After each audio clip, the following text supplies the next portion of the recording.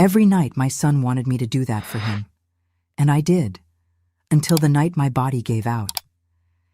It was always easier to just do it than to hear him complain. That's what mothers do in Cleveland, right? At least that's what mothers like me did. I'm Susan Miller, 68 years old, and I'm about to tell you the kind of story most women take to their graves. If you're new here, subscribe now, because this story will leave you speechless. I spent most of my life working at Midwest Industrial Laundry on the east side of Cleveland. You know the type: giant washing machines handling sheets from hospitals, uniforms from factories. Place smelled like bleach and sweat. My hands were always red and cracked, no matter how much of that Cornhuskers lotion I slathered on. But that job put food on our table for over 40 years, so I never complained. Not out loud, anyway. I had my son David when I was 19. His father was a forklift operator at the steel plant. By the time I was showing, he'd transferred to Pittsburgh. Never even called to check if the baby was born. Just another deadbeat dad in a neighborhood full of them. Nothing special about my story there. The women in my family don't get fairy tales. We get calluses and varicose veins and the weight of carrying everything by ourselves. From day one, it was just me and David against the world. Our little two-bedroom house wasn't much, but I kept it clean. Worked doubles, sometimes triples during holiday seasons when the hospitals needed extra linens. The daycare lady, Mrs. Kowalski, would keep David late for an extra $5. Poor thing, she'd say about him, not me. Nobody ever said poor thing about the mothers. We were just doing what we had to do. When David was little, he'd wait up for me. I can still see him in those flannel PJs with the trucks on them, sitting by the window. No matter how tired I was, I'd make his favorite, grilled cheese with the crusts cut off, even at 11 p.m. "You're the best mom ever," he'd say, and for a minute, all that exhaustion would lift. Funny how a few words from your kid can make years of sacrifice seem worth it. Or maybe that's just the lie we mothers tell ourselves so we can get up the next day and do it all over again. I never remarried. Had a boyfriend named Rick for a while when David was in middle school. He drove truck for Pepsi and had kind eyes. But David would throw a fit whenever Rick came around. Would slam doors, refuse to eat dinner if Rick was at the table. "It's just you and me, Mom. We don't need nobody else," he'd say. And fool that I was, I believed him. Let Rick go. Let anyone go who might have taken even a speck of attention away from my boy. David was smart, could have gone to college if he'd applied himself. His teachers always said he had potential, but somewhere along the way, potential turned into expectations. His expectations of what I should do for him. By high school, he'd stopped doing his own laundry, stopped making his own lunch. "Mom, that's your job," he'd say, like I was stupid for even suggesting otherwise. And I let him think that way. My fault, I suppose. When you spend years being someone's everything, you forget to teach them how to do without you. The neighborhood changed over the years. The good jobs left first, then the good people. Factories closed, corner stores got replaced with those check-cashing places. My street went from tidy houses with American flags to boarded windows and dealers on the corner. I kept my head down, kept going to work. What else could I do? Moving wasn't an option on laundry wages. David never left home. Not for college, not for a job, not for a girl. "The economy's tough, Mom," he'd say, like he was the only one facing hard times. Meanwhile, I was getting older, slower. The arthritis started in my fingers first, all those years sorting wet linens in cold water. Then my knees went, then my back. The doctor at the free clinic gave me pills that made me fuzzy and didn't do much for the pain. Still, I kept working, kept cooking David separate meals because he didn't like whatever was easiest for me to make, kept cleaning up after him, this grown man who'd never learned to pick up a sock. "You're just better at it, Mom," he'd say with that smile that used to melt my heart but had started to scrape against something raw inside me. Since he was little, he thought I was the whole world. And the world couldn't fail, couldn't get tired, couldn't break down. Even as I started using the wall to help me walk to the bathroom at night, he didn't notice, or didn't want to. When I'd wince lifting his laundry basket, he'd just say, "Getting old is rough, huh?" like it was some kind of joke, never once offered to carry it himself. I don't know when I realized that I'd raised a man who couldn't see me as a person. Maybe it was the night I found him going through my purse for pain pills. Maybe it was when he yelled at me for buying the wrong brand of cereal, like I'd committed some terrible crime. Or maybe it was when I started fantasizing about what it would be like to live alone, to only have to take care of myself for once. Terrible thoughts for a mother to have, ain't they? But there they were, getting louder each day. The thing about being needed is that it can feel like love when you're young enough and strong enough to provide. But as your body starts to fail, that need turns into something else, something that eats you alive from the inside out. I was disappearing one favor at a time, one "Mom, do it for me" at a time. And he never even noticed. I started working at Midwest Industrial Laundry when I was just 14 years old. Summer job that turned into my whole life. Back then, they didn't care much about child labor laws in our part of Cleveland. If you could lift the sheets, you could have the job. My own mama worked there too, until the chemicals ruined her lungs. "Susan," she told me on her deathbed, "find something better." But there wasn't anything better for women like us. Not with just a high school diploma and no connections.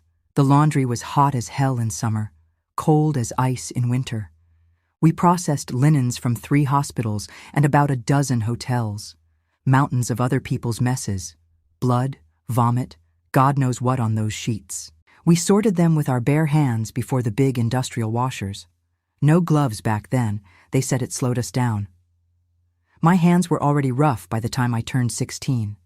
Never did have pretty hands like the girls in magazines. I met David's father on my 18th birthday.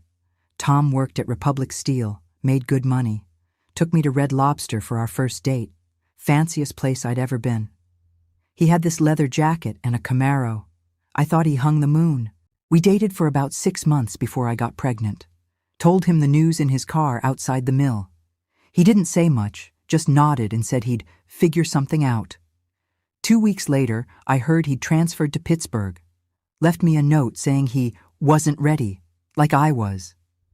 When my belly started showing, my supervisor at the laundry moved me to folding instead of sorting. Small mercy. I worked right up until my water broke in the break room. Juanita from Sheets drove me to the hospital in her rusty Buick. David came into this world after 16 hours of labor. 7 pounds, 9 ounces of screaming, red-faced baby boy. The nurse placed him on my chest and said, "Congratulations." I was terrified, exhausted, and completely alone. Mama helped some after David was born. Watched him when I went back to work after 6 weeks. Couldn't afford more time off. She'd rock him and sing those old country songs she grew up with in Kentucky. But then, her breathing got worse. The doctors called it occupational lung disease. I called it what it was. The laundry killed her, same as it was slowly killing all of us. She died when David was 3. After that, it was just babysitters and neighbors and a patchwork of help when I could get it. I lived paycheck to paycheck in a small house on East 76th Street. Nothing fancy. 2 bedrooms, 1 bathroom with tiles falling off the walls. But it was ours, or it would be after 30 years of mortgage payments. I planted marigolds out front every spring, little splash of color in a neighborhood that was starting to fade as the factories shut down one by one. David was a beautiful child. Had these big brown eyes that could melt your heart. But Lord, was he demanding. Cried if I put him down even for a minute. The daycare lady said she'd never seen a child so attached to his mama. "He screams bloody murder when you leave," she'd tell me. Made me feel special and trapped all at once. I'd come home bone-tired from sorting other people's dirty laundry all day, and still had to be everything to this little person who needed me like air. When he started school, I thought things might get easier. They didn't. David struggled with reading, had trouble sitting still. Teachers called me in, suggested he might need special help. But special help cost special money, and I was barely keeping our heads above water. I'd sit with him every night at our chipped formica kitchen table, trying to help with homework I barely understood myself. Sometimes ending in tears, his or mine, depending on the night. The other mothers at school functions would look at me with that mixture of pity and judgment single moms always get. I didn't fit in with my uniforms from Kmart and hands that looked 20 years older than the rest of me. Their husbands coached Little League and built science fair projects. David had me, just me, and it was never enough. He started acting out around 5th grade, getting in fights, talking back to teachers. The school counselor said he had anger issues and suggested therapy. I picked up weekend shifts to pay for 6 sessions before the insurance stopped covering it. The therapist, young guy with a beard, told me David was processing abandonment trauma. Fancy words for what I already knew. His daddy leaving had left a hole nothing could fill, especially not a mother who was already stretched too thin. By middle school, David had developed this habit of making me prove my love. He'd ask for expensive sneakers I couldn't afford, then act like I didn't care about him when I said no. He'd compare me to his friends' mothers who didn't work or who had husbands with good jobs. Jimmy's mom always bakes cookies for his class, he'd say. Or, Kyle's dad bought him the new Nintendo. Like I wasn't killing myself already trying to keep food on the table. I don't want you thinking David was all bad. He wasn't. He could be sweet when he wanted to. Would pick me dandelions from the yard, draw me pictures at school. I love you to the moon and back, he'd say, words from some children's book they read at school. And I'd melt, forget all the hard parts. That's the trap of motherhood, I think. The good moments make you forget how the rest of it is slowly grinding you down to dust. When he hit high school, things got worse. He fell in with a rough crowd, boys whose fathers were in jail or gone like his. Started coming home late. I'd wait up, sick with worry, while my alarm was set for 4:30 a.m. for my shift. Found cigarettes in his jacket once. Another time, a half-empty bottle of cheap vodka under his bed. We'd fight, he'd promise to do better, and the cycle would start again. I couldn't control him anymore. He was bigger than me by then, with a man's voice and a child's self-control. The neighbors would hear our fights, see him storming out, slamming doors. Just a phase, they'd say, those who still bothered to talk to me. Boys will be boys. Like that explained or excused anything. Through it all, I kept working those double shifts, kept the bills paid somehow. My supervisor, Mike, would look the other way when I'd fall asleep on my break, head on the table in the break room. "You're killing yourself, Susan," he said once. I just shrugged. What choice did I have? I never dated after Rick left, didn't have the energy or the time, and truth be told, I was scared to bring another man around David, scared of how he'd react, scared of having to choose. My friends from work, the few I had, stopped inviting me places. I always said no anyway. My world shrank down to work, home, and the constant worry about what trouble David was getting himself into next. Looking back, I can see how I taught him to need me, how I never made him stand on his own 2 feet, how I thought love meant doing everything for him, when maybe real love would have meant teaching him to do for himself. But it's hard to see clearly when you're in the thick of it, just trying to survive each day. David was a complicated boy from the start. Born with his daddy's good looks and his mama's stubborn streak. That's a dangerous combination in a child who never heard the word no stick. Since he was little, he thought I was the whole world. And the world couldn't fail, couldn't get tired, couldn't have needs of its own. I remember when he was about 7, he got invited to Jimmy Kolchak's birthday party. Jimmy lived in the nicer part of the neighborhood, where the dads still had union jobs and the moms drove station wagons instead of taking the bus. I spent 2 weeks' lunch money on a Transformers toy for Jimmy because David said that's what all the boys were getting him. Wrapped it in the Sunday comics because I couldn't afford real wrapping paper. When I picked David up after the party, he wouldn't speak to me the whole walk home. Finally got it out of him. All the other presents had been wrapped in real paper with ribbons. He was embarrassed of the comic strips. "Why can't we be normal, Mom?" he asked, like I wasn't trying my hardest to give him normal. That was David, always looking at what everyone else had, never seeing what was right in front of him, never seeing me breaking my back to keep him fed, clothed, housed. All he saw was what was missing. By the time he hit high school, David had this way about him. Could charm anyone when he wanted to. His teachers, neighbor ladies, even Mr. Grisham at the corner store, who'd let him have candy on credit when I was between paychecks. David would turn on this smile. Got that from his daddy, too. And people would just melt. Such a nice young man, they'd say to me. If they only knew how he talked to me when no one was around. How he'd roll his eyes and call me stupid when I couldn't help with his algebra homework. How he'd compare me to his friends' moms who didn't have to work double shifts and actually had time to go to school functions. "Mom, why can't you just once be like normal moms?" he'd ask. Like being a single mother working at an industrial laundry was some choice I'd made. Like I wouldn't have given anything for a different life for both of us. The truth is, David grew up thinking the world owed him something, that I owed him everything.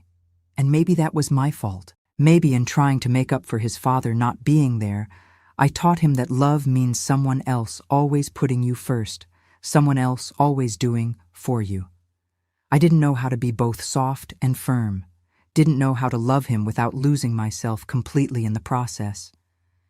He wasn't all bad. I need to make that clear. There were moments, fewer as he got older, but still there, when I'd see flashes of the sweet boy he could have been. Like the time when I had that real bad flu, must have been winter of '92.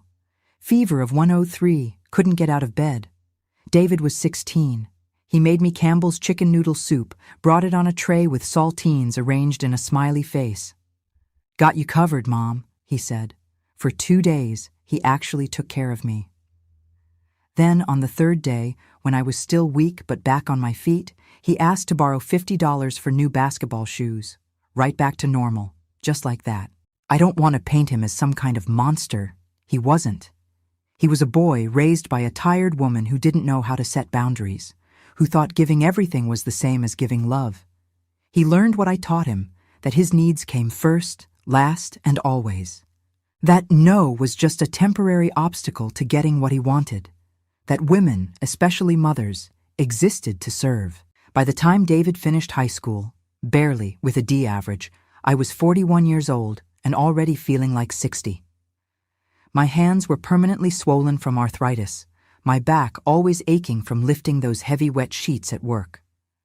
The laundry had upgraded some equipment, but the job was still backbreaking. Some days I'd come home and have to lay on the floor because the couch was too soft for my screaming spine. Did David notice? Did he offer to help around the house, maybe cook dinner once in a while, pick up his own dirty socks that always somehow ended up next to, never in, the hamper? No. That's not the boy I raised. Instead, he'd be waiting for me, usually hungry, usually with some complaint about how we were out of his favorite cereal or how the internet was too slow. Always something I needed to fix, to provide, to take care of. David tried community college for 1 semester, failed every class except gym. Said the teachers had it out for him. After that, he bounced from job to job. Busboy at Denny's, stocking shelves at Mark's discount store, loading trucks at UPS. That one lasted almost 6 months before he got fired for constant tardiness. Never his fault, of course. Always the boss was unfair, or the schedule was too demanding, or the pay wasn't worth the effort. Through it all, he lived at home, in that same bedroom with the baseball wallpaper I'd put up when he was 10. Rent-free, bill-free, responsibility-free. "I'm saving up," he'd say when I'd gently suggest maybe it was time to find his own place. Saving for what, I never knew. His paycheck, when he had one, went to his car, his phone, his nights out with friends, beer money, girl money, everything but growing up money. The worst part was, he genuinely didn't see anything wrong with the arrangement. In his mind, this was just what mothers did, provided indefinitely, asked for nothing in return. "You're just better at keeping house, Mom," he'd say when I asked him to vacuum or do dishes. Or, "Nobody makes lasagna like you do," when I'd suggest he learn to cook. Always a compliment wrapped around the refusal to step up. Always making his helplessness sound like my special talent. His friends were the same, grown men still living with their mothers, still expecting to be taken care of. They'd come over, these 30-year-old boys, and track mud on my clean floor, leave beer cans on the coffee table, talk too loud until too late while I tried to sleep before my early shift. When I'd say something, David would get embarrassed. "Mom, chill out. We're just hanging out." Like I was the unreasonable one for wanting basic respect in my own home that I paid for. There were women sometimes. Girls David would bring home, usually young, usually looking for someone to take care of them, just like he was. They never lasted long. Even they could see what I couldn't, or wouldn't, admit. David wasn't husband material, wasn't even boyfriend material. He was still a child in a man's body, waiting for the world to serve him. "You're too picky," he'd say after another breakup. "You scared her off with all your questions." Like asking a girl what she did for a living or where she saw herself in 5 years was some kind of interrogation. The truth was, these girls saw the red flags I'd been colorblind to for years. They saw a man who expected his mother to still do his laundry, cook his meals, clean his room. They saw their future, and they ran. I wasn't totally naive. Some nights, lying awake with my aching back and throbbing hands, I'd wonder where I went wrong. How I raised a son who saw me as a service, not a person. How I never managed to cut the cord, to push him toward independence. How I'd become an enabler instead of a mother. But by morning, I'd push those thoughts away. Get up, make his breakfast, go to work, come home, make dinner, clean up, fall into bed, rinse and repeat. It was easier that way. Easier to keep the peace. Easier to do it than to fight about it. Easier to ignore the growing resentment building inside me with every sock I picked up, every mess I cleaned, every need I met that wasn't my own. What I didn't know then was that bodies keep score. That years of putting everyone else first eventually catches up with you.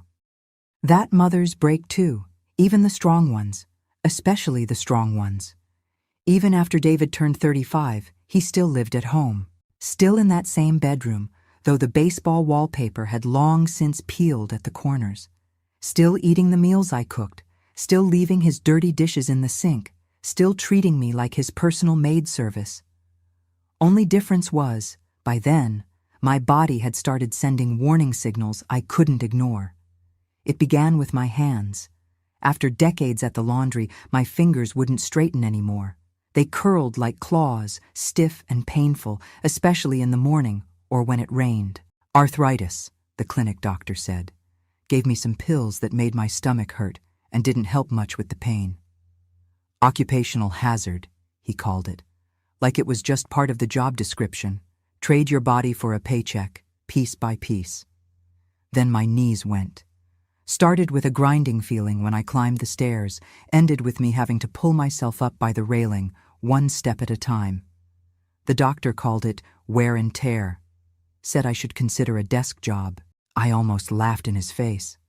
What desk job hires a 60-something woman with an 8th grade education and hands like gnarled tree roots?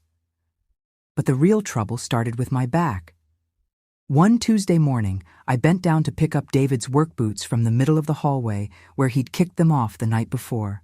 Something shifted, something tore, and pain shot through my lower back like lightning. I actually screamed. First time pain had ever made me do that. Ended up on the floor, couldn't move for nearly an hour. When David finally found me there, his first question wasn't, "Are you okay?" or "What happened?" No. He looked down at me crumpled on the floor and asked, "Is breakfast ready? I'm running late." That's when I saw it, really saw it for the first time. He didn't see me as a person anymore. Maybe he never had. I was a function to him, not a human being. As long as I could cook and clean and listen to his problems, I mattered. The moment I couldn't serve, I became an inconvenience, an obstacle in his path to getting what he wanted. "I hurt my back," I said, still breathing through waves of pain. "Can't get up." He sighed, actually sighed, and said, "Well, can you tell me where the Pop-Tarts are, at least?"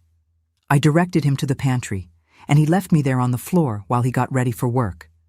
Didn't offer to help me up, didn't call for assistance, didn't even check if I was okay before he left.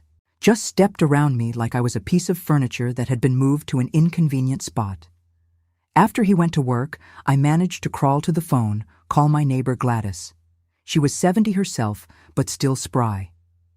Came over and helped me to the couch, brought me some Tylenol, called the clinic. They couldn't get me in for 3 days. 3 days I spent mostly on that couch, getting up only when absolutely necessary. Each movement a lesson in agony. Did David help during those 3 days? Did he step up, maybe cook a meal, run a load of laundry, pick up his own mess for once? Take a wild guess.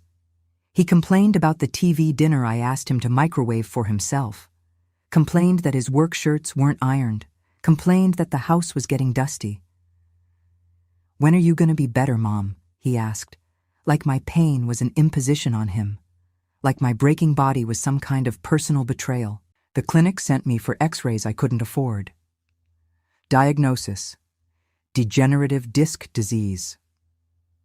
"Your spine is essentially wearing out," the doctor said. Prescribed physical therapy I couldn't get to and couldn't pay for, and more pills that didn't really work. Said I needed to avoid heavy lifting, prolonged standing, and repetitive bending. In other words, everything my job required. Everything being David's mother required too. I went back to work anyway. What choice did I have? Bills don't pay themselves, and David's contributions to the household finances were sporadic at best. I'd work until I couldn't anymore, then rest just enough to go back and do it again. The pain became my constant companion. I learned to breathe through it, to exist alongside it. Became an expert at hiding winces, at sitting down before my knees gave out, at finding positions that hurt just a little less than others. At home, I started asking David for help more directly. "Could you take out the trash? My back's acting up." Or, "I can't bend down to get the laundry. Can you bring up the basket?" Simple requests, things any decent roommate would do without being asked, let alone a son watching his mother struggle. Sometimes he'd help, with a put-upon sigh or a muttered comment about how he was tired too. More often, he'd say he would, "in a minute," and then conveniently forget. Or he'd do it so poorly, leaving half the trash still in the can, bringing up the laundry but dumping it all on my bed unfolded, that it was almost worse than if he hadn't helped at all. "Mom, do it for me," he'd still say, nearly every day. "Mom, do it for me." When he couldn't find his keys, when dinner wasn't what he wanted, when the Wi-Fi cut out and needed to be reset, always expecting me to drop whatever I was doing, ignore whatever pain I was in, and fix his problems, like I was some kind of service robot with an inexhaustible battery, not a human being with limits, not a body that was falling apart after decades of hard work. One evening, after a particularly grueling shift at the laundry, I came home to find the kitchen a disaster. David had attempted to make himself a sandwich and somehow used every dish we owned in the process. Mayo smeared on the counter, lunch meat left out to spoil, breadcrumbs everywhere. He was in the living room, watching TV, oblivious to the mess he'd left. "David," I said, my back screaming from the 8 hours I'd just spent on my feet. "Could you please clean up the kitchen?" He didn't even look up from his show.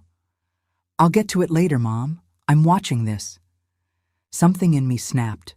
Not my spine, though it felt close. Something deeper. "I'm not asking," I said, my voice strangely calm. "I'm telling you, clean it up. Now." He finally looked at me, surprised by the steel in my voice. Then his face darkened. "What's your problem? It's just a few dishes."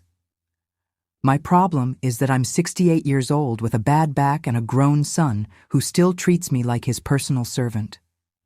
He rolled his eyes at me, like I was a nagging girlfriend, not his mother who'd sacrificed everything for him.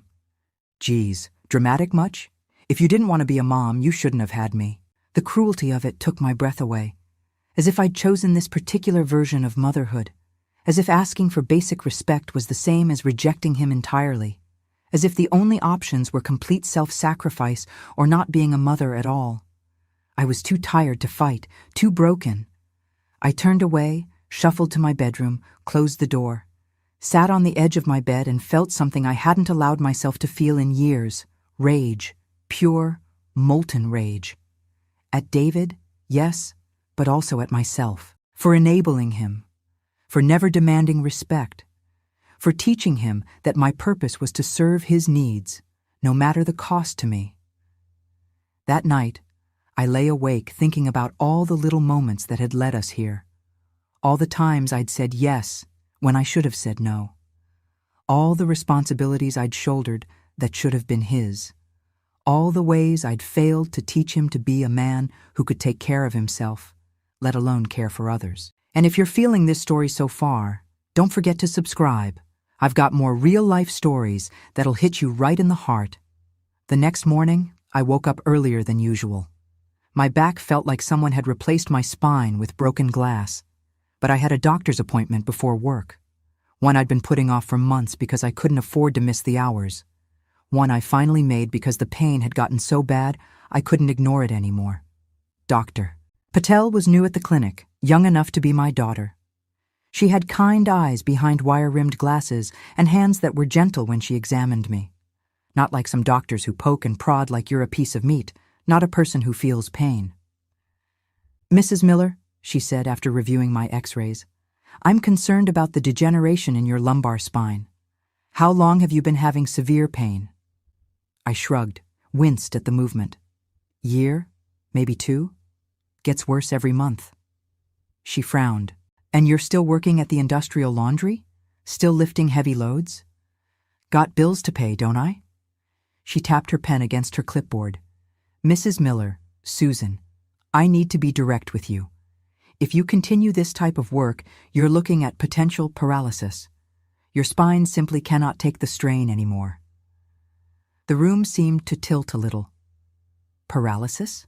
Like not walking? In the worst-case scenario, yes.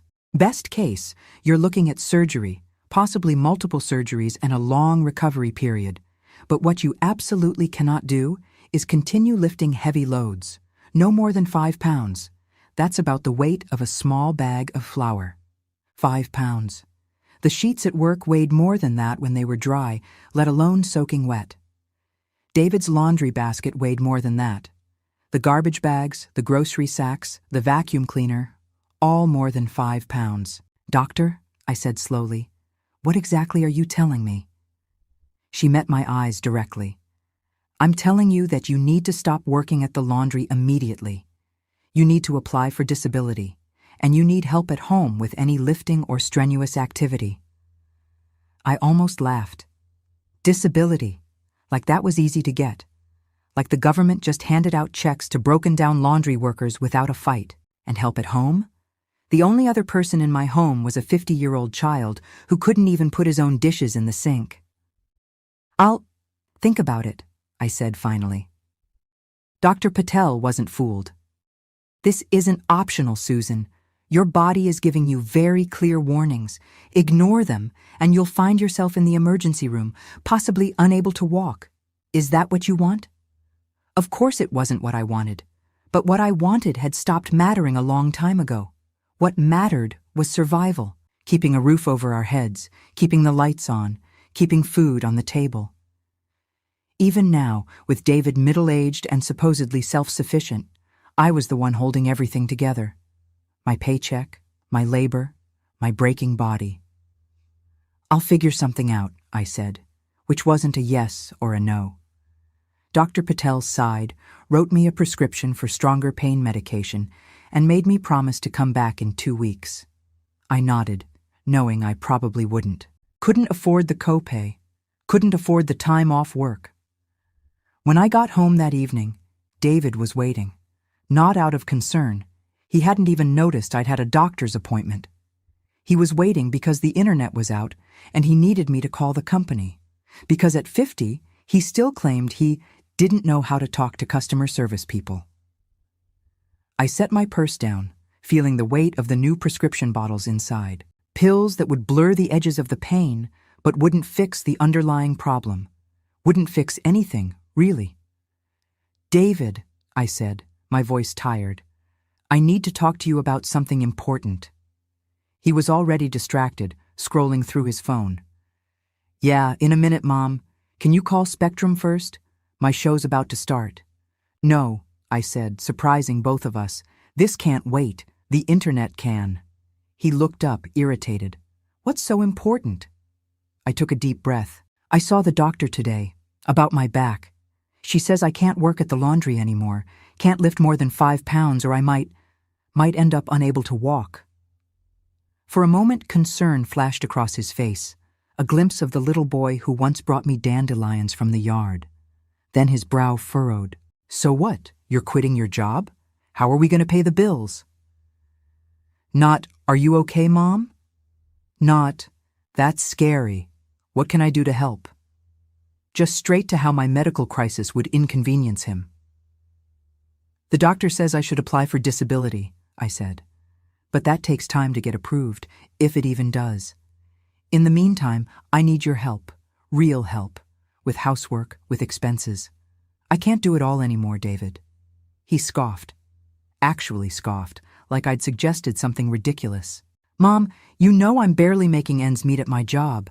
I can't take on more bills. His job was part-time at the auto parts store, 25 hours a week maximum. He spent more time playing video games than working.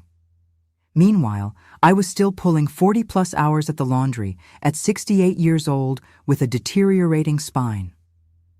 Then you need to find a better job, I said, surprising myself again with my directness. Or a second job. I physically cannot keep working like this. The doctor says, Doctors say a lot of things, he interrupted. They're just covering their asses. You're tough, Mom, you'll be fine. The casual dismissal of my health, of my pain, felt like a slap. This was the son I'd raised, the son I'd sacrificed everything for, the son who couldn't be bothered to care that his mother's body was literally breaking down from decades of hard work. I'm not fine, I said quietly. I haven't been fine for a long time, and I can't keep pretending I am. He shrugged. So take some time off. Rest up. But don't expect me to suddenly start paying all the bills. That's not fair. Fair. As if anything about our arrangement had ever been fair. As if it was fair that I still worked full-time while he contributed barely enough to cover the internet he complained about. As if it was fair that I came home from work in agony to cook his dinner while he sat on the couch playing video games. As if it was fair that at his age I had already been raising him alone for over 15 years. Life isn't fair, David, I said, bone-tired, but this can't continue. I'm telling you now, I am going to have to stop working soon. The doctor says my back can't take it anymore, so you need to step up, find more work, help around the house, be an adult. He looked at me like I'd suggested he sprout wings and fly. Jesus, Mom, where is this coming from? You've never talked like this before. And he was right. I hadn't. I'd spent decades swallowing my needs, my pain, my resentment, putting him first. Always him first, until my body had finally said, enough. Things change, I said simply. My back is giving out. I can't do what I used to do. That's the reality we're facing. He stood up, suddenly angry. So what? You're just gonna quit? Leave me to figure everything out? Real nice, Mom. Real nice. The unfairness of it stole my breath. How had I raised a son who could twist my medical crisis into a betrayal of him? Who could hear, I might end up paralyzed, and think only of how it affected his internet access? I'm not quitting on you, I said, my voice shaking now. I'm telling you, I'm physically unable to keep carrying everything. I need your help. Whatever, he said, grabbing his keys from the counter. I'm going out. Call Spectrum while I'm gone, would you? And he left. Just like that. Left me standing in our kitchen, prescription bottles in my purse, doctor's warnings echoing in my ears, and his demand still hanging in the air. Call Spectrum. Fix his problem. Ignore my own. I stood there for a long time, listening to the silence of the house, feeling the familiar pain radiating from my back, down my legs, up into my shoulders. Pain I'd learned to live with, to work through, to pretend wasn't slowly destroying me. For the first time, I allowed myself to imagine a different life. A life where I put myself first. A life where I didn't run myself into the ground for a son who couldn't see me as a person with needs of my own. A life where no was a complete sentence, not the opening of a negotiation. It was a terrifying thought, and also, suddenly, a liberating one. I didn't quit my job right away, couldn't afford to. Instead, I talked to Mike, my supervisor, about moving to the folding station. Less lifting, more standing in one place. Not great for my back either, but better than hauling wet sheets from washers to dryers. He did what he could, but the truth is, there's no easy job in an industrial laundry. Everything hurts something. David avoided me for 3 days after our fight. Came home late, left early, barely spoke. Fine by me. I was too tired to argue, too focused on just getting through each day without my legs giving out. The new pain meds helped some, but they made me fuzzy, slow. Not great when you're operating industrial machinery. I started taking half doses just to stay alert enough for work. On the 4th day, David finally broke the silence. Not with an apology, of course. Not with any acknowledgement of how he'd dismissed my health concerns. No, he broke the silence by asking me to co-sign for a new car loan. My Chevy's on its last legs, he said, shoving a loan application across the kitchen table at me. Dealership says with your name on it we can get a better rate. I stared at the paper, then at him. You want me to take on more debt when I just told you I might have to stop working soon? He rolled his eyes. It's just a co-sign, Mom. I'll make the payments. But your credit score is better than mine. My credit score was better because I paid my bills on time, even when it meant going without other things. Even when it meant working through pain that would have sent most people to the emergency room. Even when it meant never buying anything for myself that wasn't absolutely necessary. No, I said, pushing the paper back toward him. He blinked, genuinely surprised. What do you mean, no? I mean, no. I'm not co-signing a loan I might get stuck paying if you decide the payments are too much for your budget. His face darkened. Seriously? After all I do around here? I almost laughed. Almost. What exactly do you do around here, David? You pay less than half the bills. You don't cook, you don't clean, you don't even take out your own trash most days. That's not fair. No, I cut him off. What's not fair is expecting your aging mother to keep carrying you at 50 years old. What's not fair is dismissing my health problems because they inconvenience you. What's not fair is asking me to take on more financial risk when I just told you I might lose my income soon. He stood up so fast his chair fell backward, crashing against the linoleum floor. You know what? Forget it. I don't need your help. I'll figure it out myself. Good, I said quietly. That's exactly what you should do. He stormed out, slamming the door so hard the little ceramic bird collection on my shelf rattled. Figurines my mother had given me, piece by piece, on birthdays and Christmases. One of the few nice things I owned. I got up, slowly, painfully, to make sure none had fallen. They were all still there, but the blue jay had a new chip on its wing. That night, getting ready for bed, I couldn't find my pain pills. Searched my purse, the bathroom cabinet, my bedside drawer. Nothing. I distinctly remembered putting them in my purse after work. Had I dropped them somewhere? Left them at work? My back was throbbing, sharp pains shooting down my right leg with every step. I needed those pills.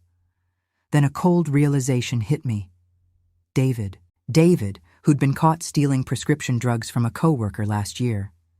David, who'd sworn he was just experimenting, and it wasn't a big deal.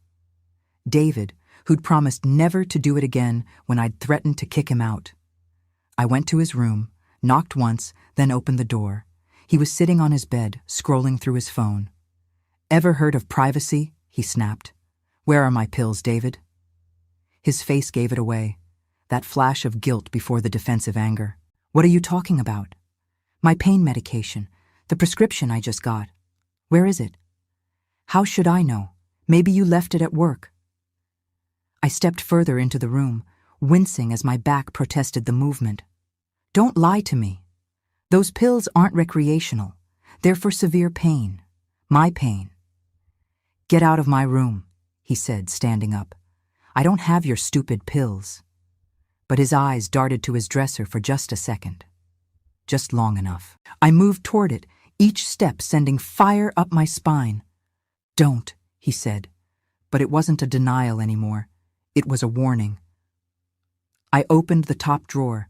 There, under a tangle of socks, was my prescription bottle. Half empty already. I'd only taken 2 pills. You stole my medication, I said, holding up the bottle. Medication I need to function, to work, to do all the things you rely on me to do. It's not a big deal, he muttered. You can get more. Not for another 3 weeks. This was supposed to last a month. He shrugged, looking away. So go back to the doctor. Tell them you lost it. And say what? That my 50-year-old son is stealing my pain medication? That he cares so little about my suffering that he'd take the only thing helping me get through the day? You're overreacting, he said, but he still wouldn't meet my eyes. I clutched the half-empty bottle, my hands shaking, not just from pain now, but from a rage so pure it scared me. This was my son, my child, the person I'd given everything for, and he was stealing the medication that made my broken body bearable because… Why? For fun? To sell? Did it even matter why?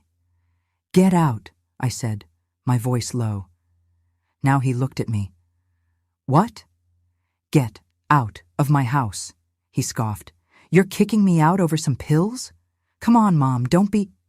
This isn't about the pills, I cut him off. This is about 50 years of taking and never giving back. This is about you seeing me in pain every day and not only not helping, but actually making it worse. This is about me finally realizing that I've created a monster by never saying no to you. He stepped toward me, towering over my small frame. You don't mean that. You're just upset. You'll calm down. No, I said, standing my ground despite the pain. I won't calm down. Not this time. I want you out by the end of the week. For the first time, I saw fear in his eyes. Real fear.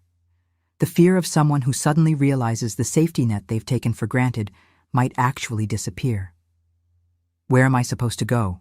He asked, his voice smaller now. That's not my problem anymore, I said, turning to leave his room. Figure it out yourself. You're 50 years old. It's long past time. I made it back to my room before the tears came. Not sad tears. Relief tears. Like something tight around my chest had finally loosened. I took one of the remaining pills, knowing I'd have to ration them carefully now. As the medication slowly dulled the edges of my pain, I lay in bed thinking about what I'd just done, wondering if I'd have the strength to follow through. The next morning, I woke to the smell of coffee brewing. Strange, since I was always the one who made coffee. Always the first one up, no matter how badly I'd slept, no matter how much pain I was in. I shuffled to the kitchen to find David there, pouring a cup. He'd even set out my favorite mug, the one with cardinals on it, that my friend Juanita had given me for Christmas years ago. Morning, Mom, he said, too cheerfully. Made you coffee. I took the mug warily. Thank you. Look, he said, leaning against the counter. About last night. I was out of line. I shouldn't have taken your pills. It won't happen again. I sipped the coffee. It was too weak, but the gesture itself was so foreign I almost didn't mind. And? I prompted. He shifted uncomfortably. And I'm sorry. Really sorry. In the past, this would have been enough. A half-hearted apology, a small gesture, and all would be forgiven. Back to the status quo. Back to me sacrificing and him taking.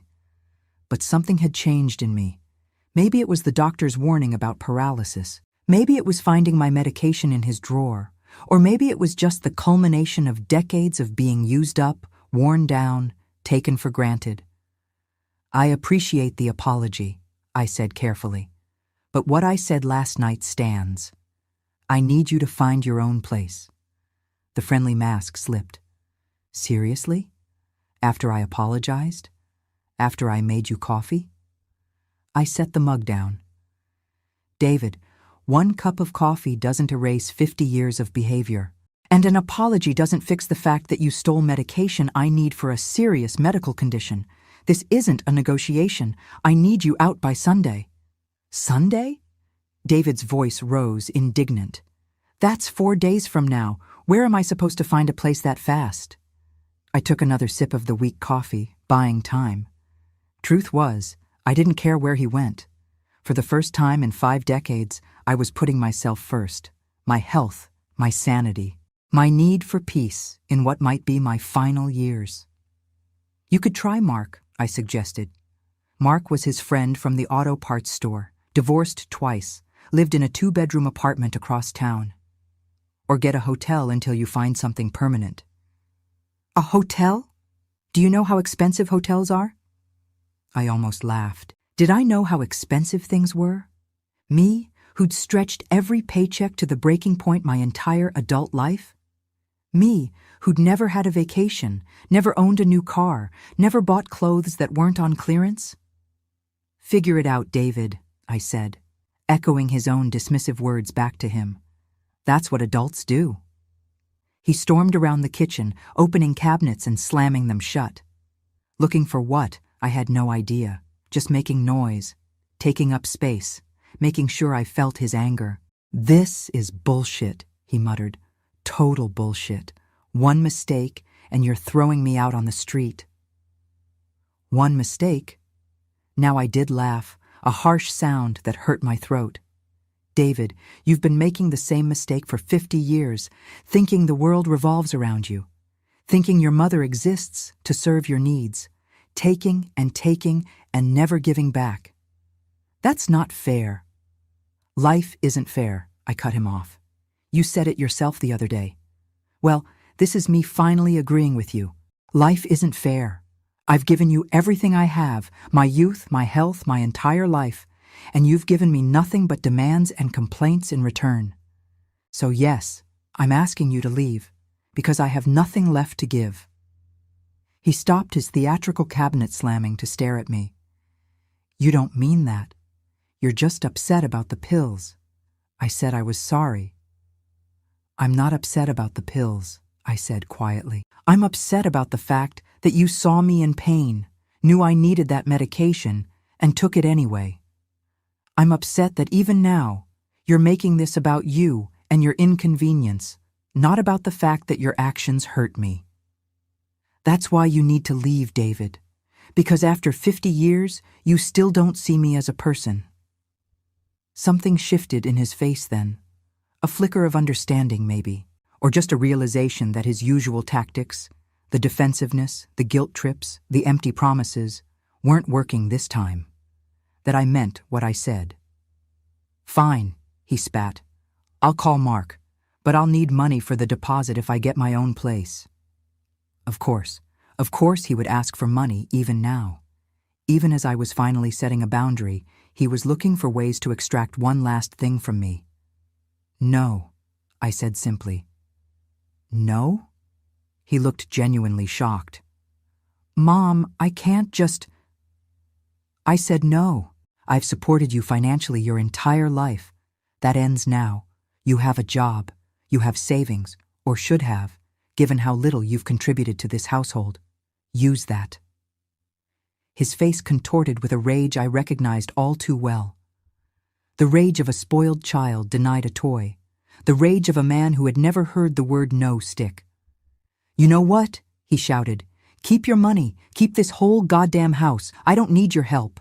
I never needed your help. The lie was so absurd I didn't even bother responding. Never needed my help? He couldn't even make a phone call to Spectrum without my intervention. Couldn't cook a meal more complex than a sandwich. Couldn't manage his own laundry or cleaning or basic adult responsibilities. He grabbed his keys from the counter. I'll be gone by Sunday. And don't expect me to come crawling back when you realize you can't manage on your own. The irony was almost too much. He thought I couldn't manage without him?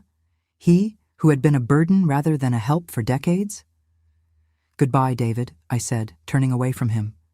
I heard him stomp to the door, heard it slam behind him, heard his car start up, the engine revving too hard before he screeched away from the curb. And then, silence. Beautiful, profound silence. I sat at my kitchen table, drinking the 2-week coffee he'd made, and felt something unfamiliar spread through my chest. It took me a moment to recognize it. Peace. For the first time in 50 years, I was alone in my own home. No demands, no complaints, no one to serve but myself.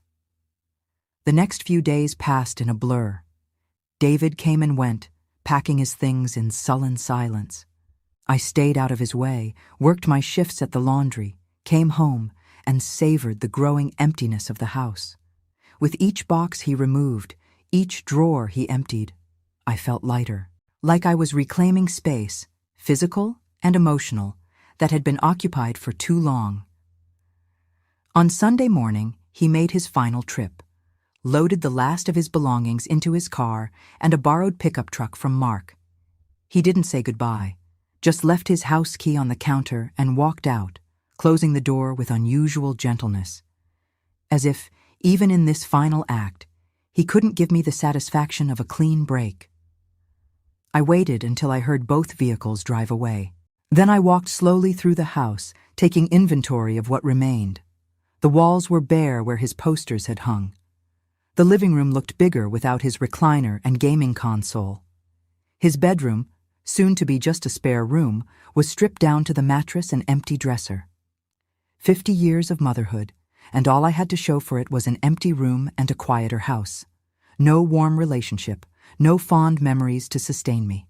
No son who cared if I lived or died as long as his needs were met. He didn't just have one son, he had 2, maybe more.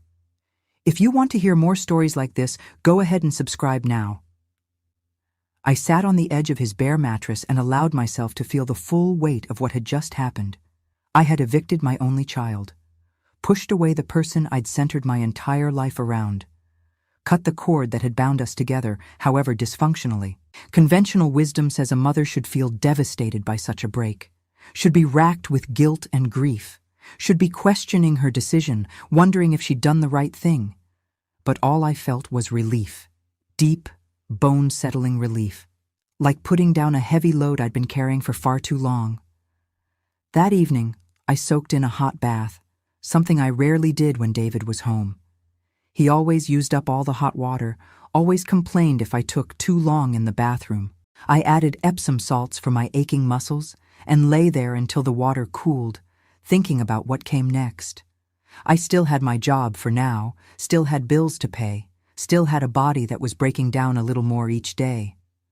But I also had something new, agency, the freedom to make decisions based on my needs, not someone else's, the space to figure out what I actually wanted from whatever time I had left. For the first time in decades, I went to bed that night without checking on anyone else, without picking up someone else's dirty socks or dirty dishes, without listening to someone else's problems or complaints. Just me, my pillow, and the blessed silence of an empty house.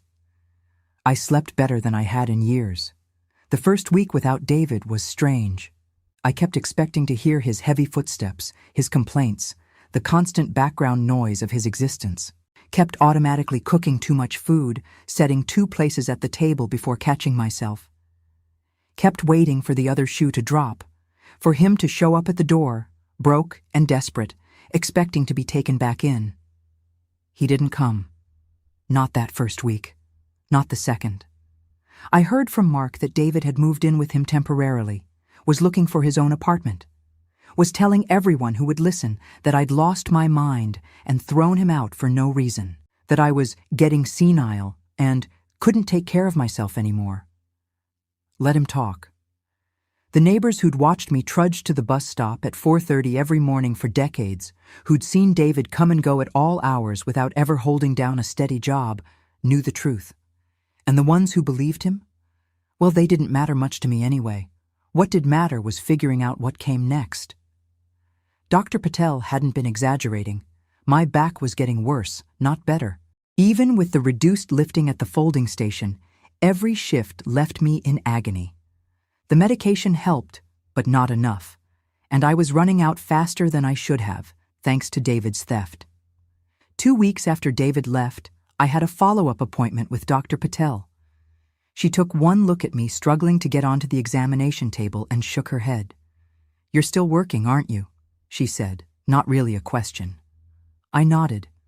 "Can't afford not to," she sighed, checked my reflexes, had me bend as much as I could, and stretch, asked about pain levels, sleep quality, whether I could manage basic self-care tasks.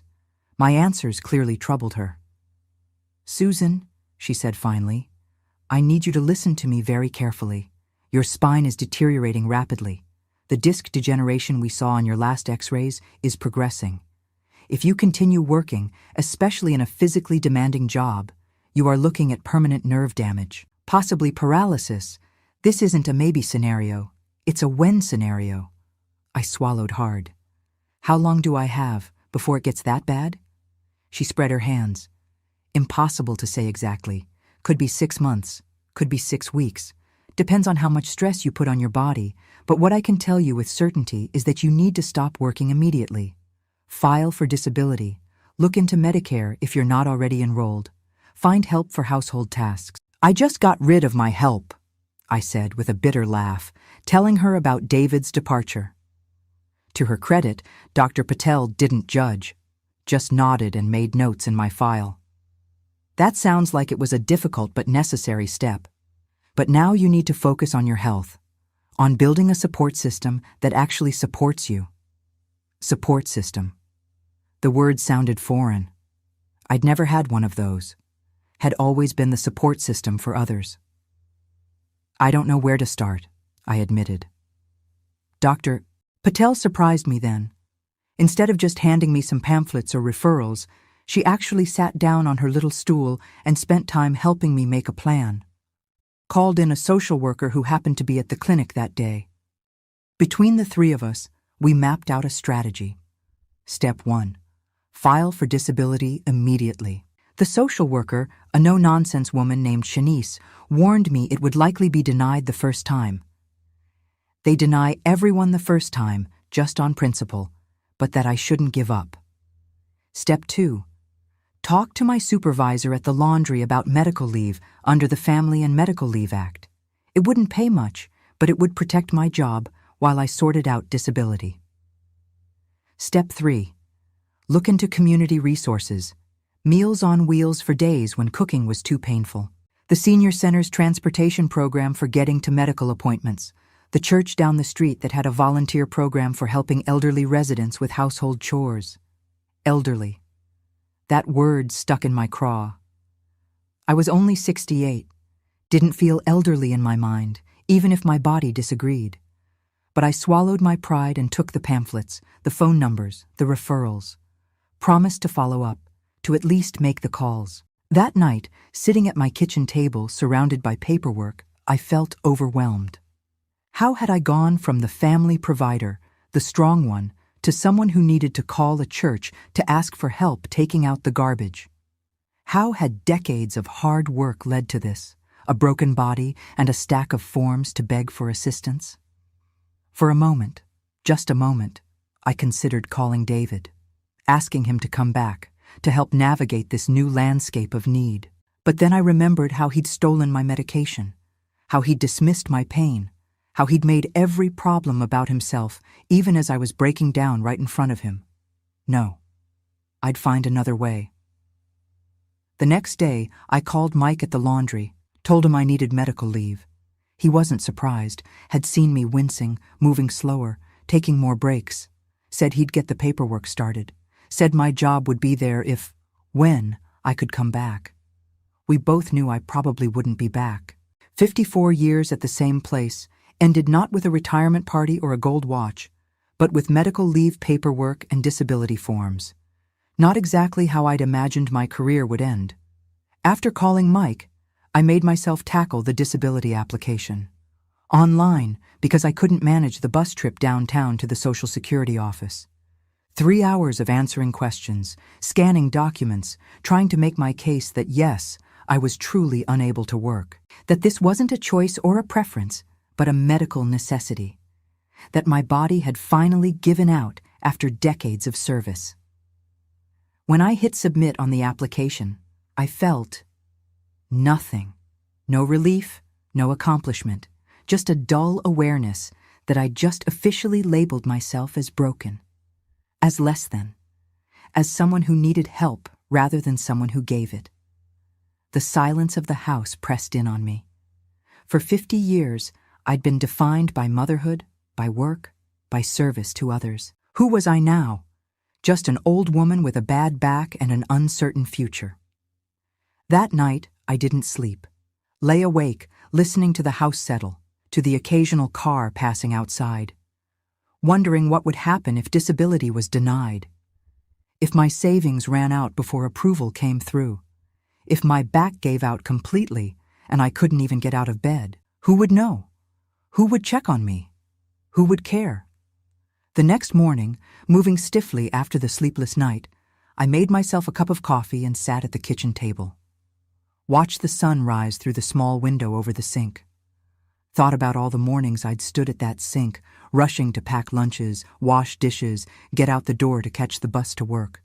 Always rushing, always for someone else. The doorbell rang, startling me. I wasn't expecting anyone, hadn't ordered anything. Carefully, painfully, I made my way to the door and peered through the peephole. Gladys from next door stood on my porch, holding a casserole dish. I opened the door, confused. "Heard you're on medical leave," she said without preamble. "Figured you could use some dinner." I blinked, surprised. Gladys and I had been neighbors for 30 years, but we weren't close. Occasional chats over the fence, borrowing a cup of sugar, keeping an eye on each other's houses during vacations, hers, not mine. I never took vacations. But not casserole bringing close, or so I'd thought. "That's very kind," I said, accepting the dish. It was still warm, smelled like chicken and herbs. Gladys shrugged. "Not kind, neighborly, you'd do the same." She peered at me with shrewd eyes. "You need anything else? Groceries? Prescription pickup? Don't be proud, Susan. We all need help sometimes." We all need help sometimes. Such simple words. Such a difficult concept for someone who'd been self-reliant her entire life. "I'm okay for now," I said.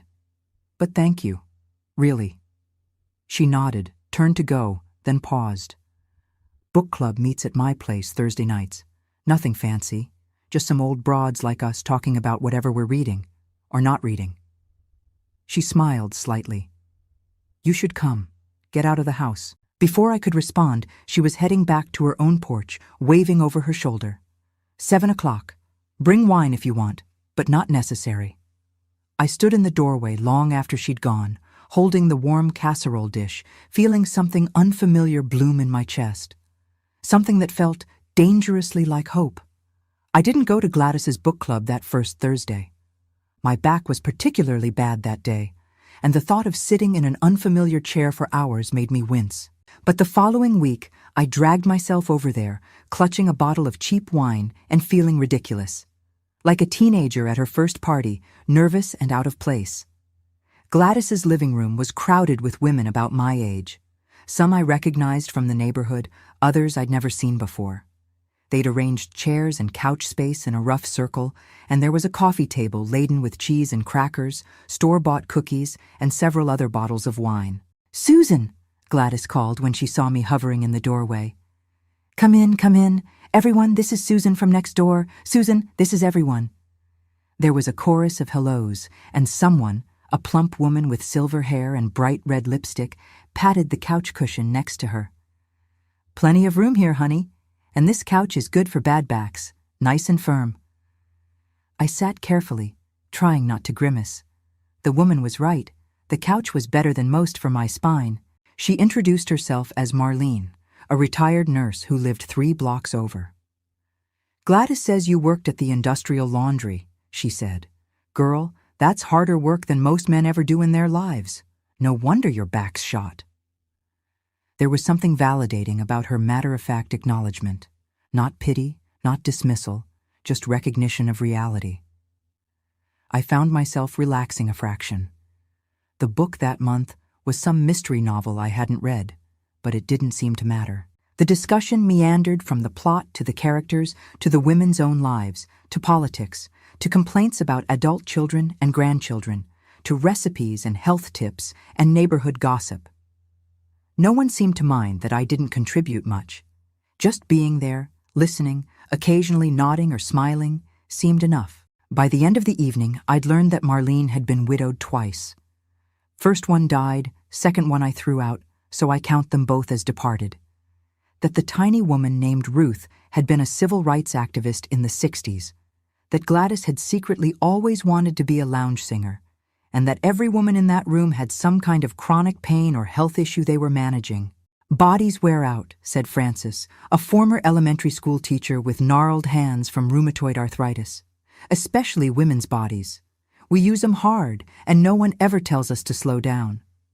Ain't that the truth? Marlene agreed. Men get a hangnail, the whole world stops. We get chronic pain and it's take an aspirin and keep going, honey. I found myself nodding, feeling a strange sense of community with these women I barely knew. They understood something fundamental about my life without me having to explain it. The constant pushing through pain, the expectation of endless service, the invisibility of aging women. As I was leaving, Gladys pressed a business card into my hand. My nephew, she explained. He's a handyman. Good kid, does work for most of us at a decent price. You got stuff that needs fixing around your house, call him. He won't rip you off 'cause he knows I'll tan his hide if he does. I took the card, touched by the gesture.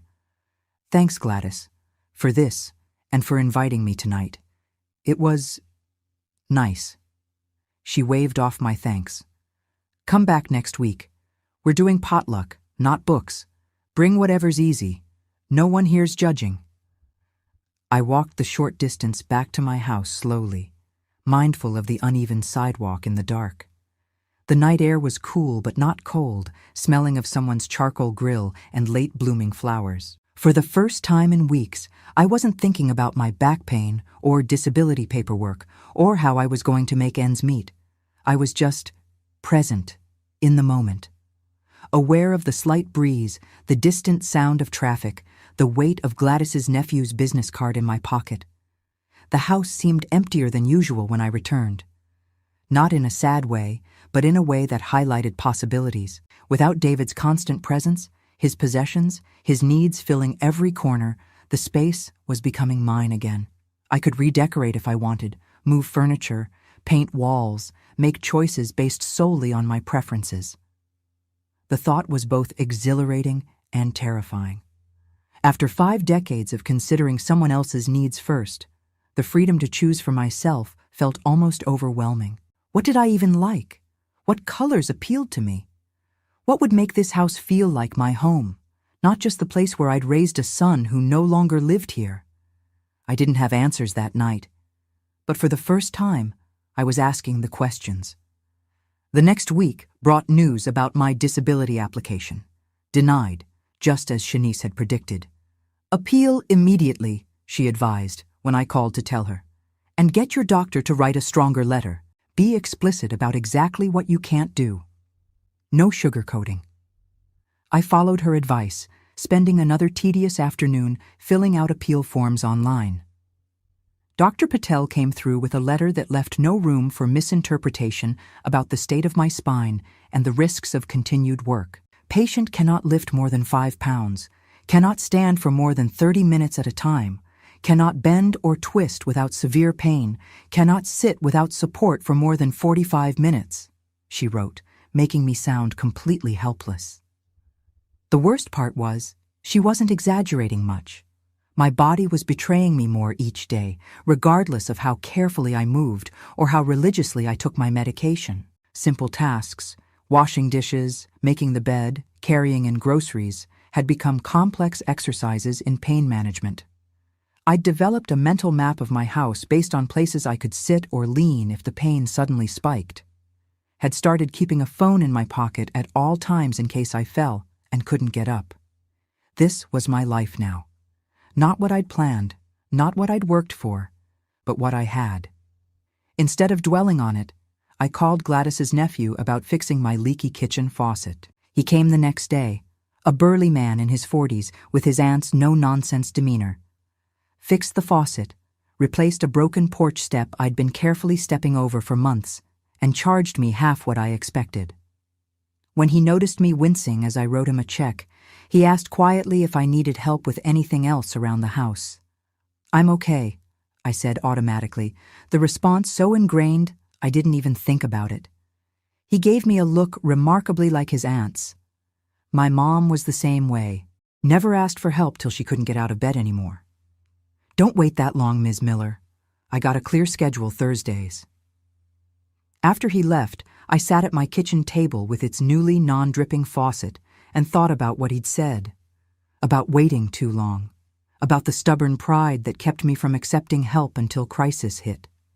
About the difference between being independent and being isolated. That evening, I made a list.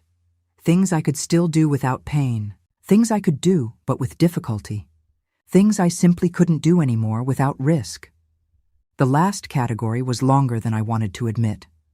Then I made a second list. People who might help. It was shockingly short. Gladys, her nephew, Dr. Patel, Shanice the social worker. The women from book club maybe, though I barely knew them.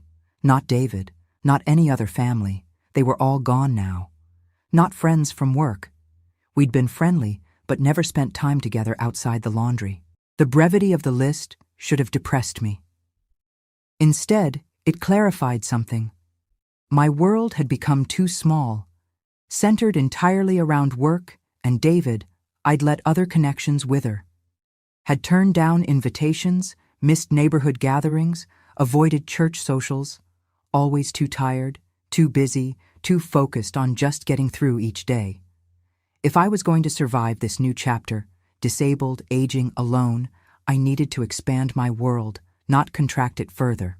Needed to let people in, even if that meant being vulnerable, even if that meant admitting I couldn't do everything myself anymore.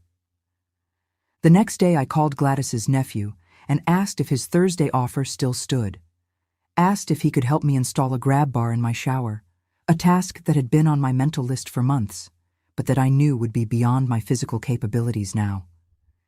"Be there at 10, he said simply. That small act, asking for help with a specific task, felt like a seismic shift. A crack in the wall of self-reliance I'd built over decades. A first step toward a different way of being in the world. I didn't know yet where that step would lead. Didn't know if my disability appeal would be approved, if my savings would last, if my back would continue to deteriorate at the same alarming pace. But for the first time, I wasn't facing those questions entirely alone. Had people, not many, but some, I could potentially turn to. Could ask for help without it feeling like complete surrender. It wasn't much, wasn't a Hollywood happy ending. But it was something. A small light in what had been looking like an increasingly dark tunnel. A possible path forward that didn't require me to be Superwoman anymore. That night, I went back to Gladys's for potluck. Brought a store-bought pie because baking was now on my can't-do list. No one cared. They saved me a spot on the good couch, filled my plate when I got there, included me in their conversations as if I'd been part of the group for years. "You came back," Gladys said as I was leaving, sounding mildly surprised. "I did," I agreed. "You gonna keep coming back?" I thought about it. About my empty house, about my too small world, about the surprising comfort of being among women who understood aging and pain and starting over. "Yes," I said finally. "I think I am. It's been almost a year since I kicked my son out of my house.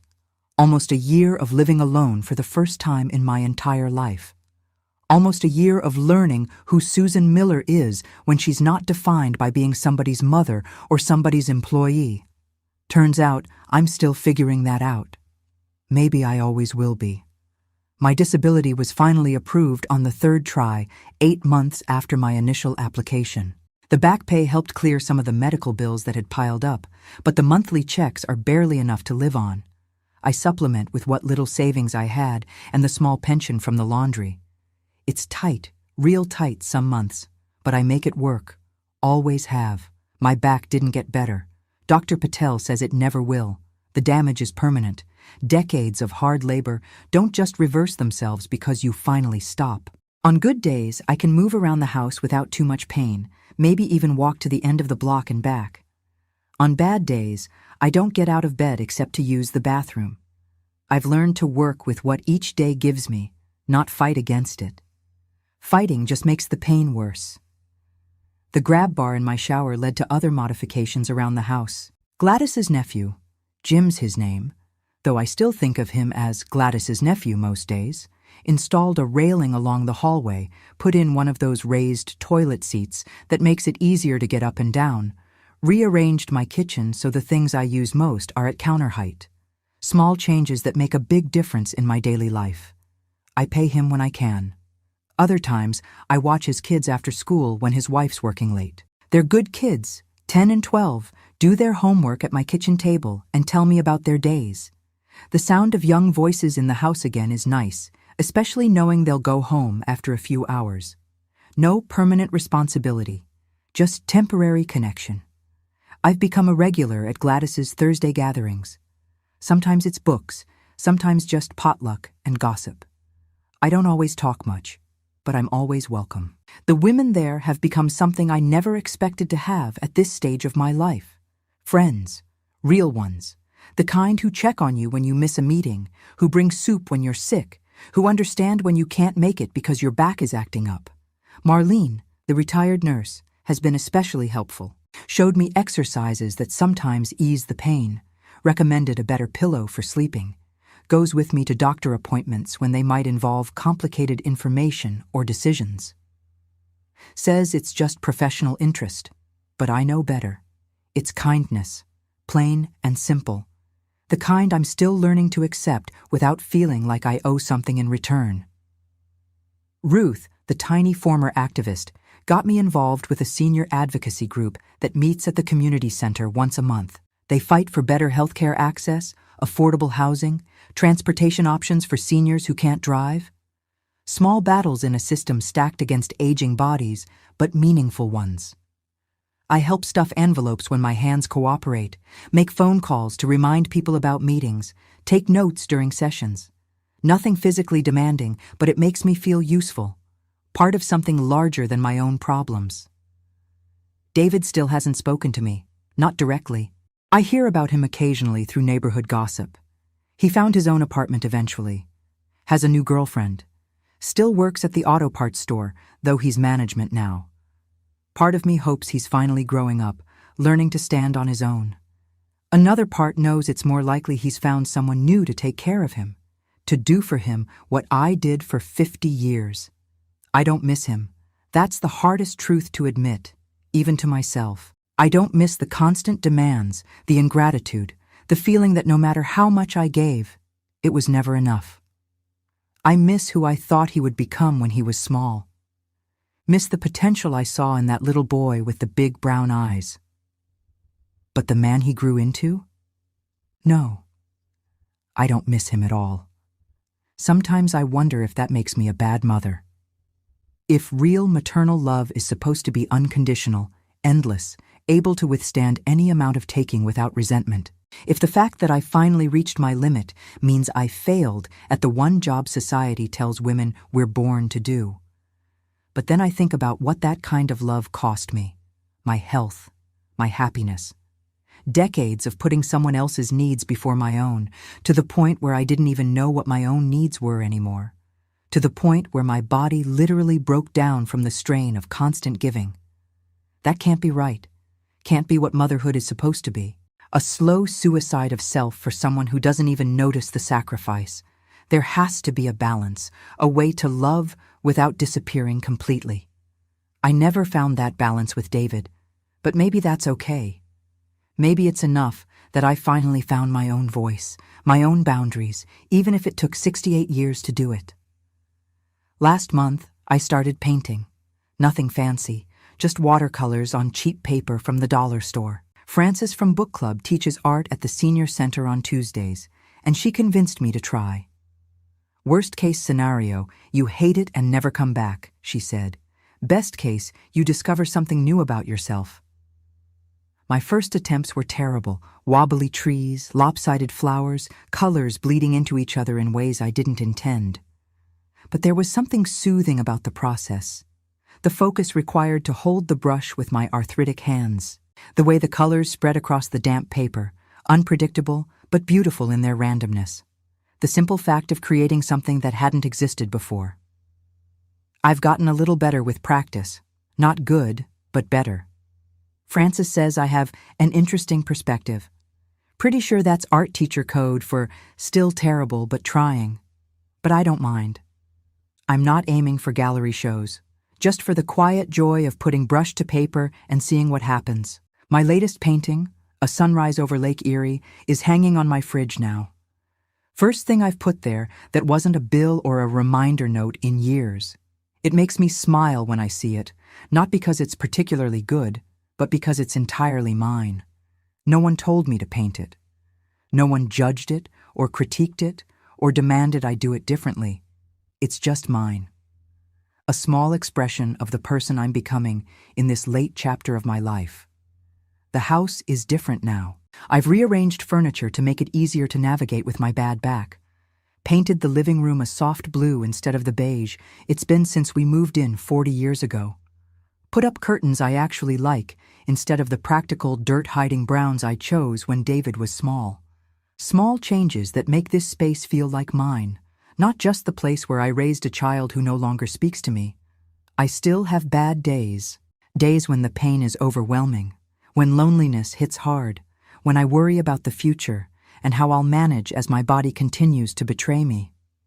Days when I wonder if I made the right choice, cutting ties with my only child. Days when I'm angry, at David, at his father for leaving, at a system that used up my body and then discarded me when I broke, at myself for not setting boundaries decades earlier. But I have good days too. Days when the pain is manageable. When I sit with Gladys on her porch drinking iced tea and watching the neighborhood kids play. When I finish a painting I'm not completely embarrassed by. When I look around my quiet, peaceful house and feel contentment instead of emptiness. I survived the lie. And I found peace. If this story touched you, hit subscribe. Let's keep these real voices alive. What I've learned in this year of living alone is that it's never too late to start over.